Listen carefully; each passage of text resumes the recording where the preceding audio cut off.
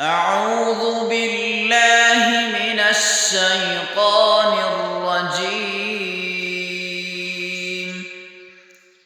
بسم الله الرحمن الرحيم.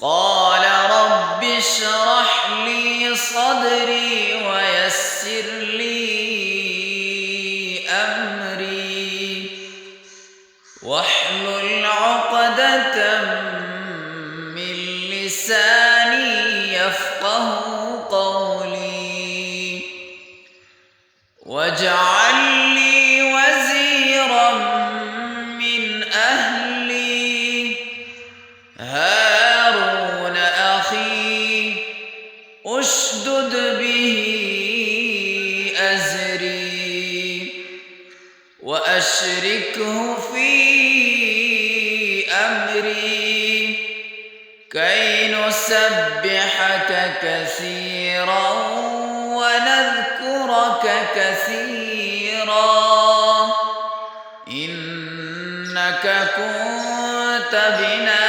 بصيرا. قال قد أوتيت سؤلك يا موسى ولقد مننا عليك مرة أخرى إذ أوحينا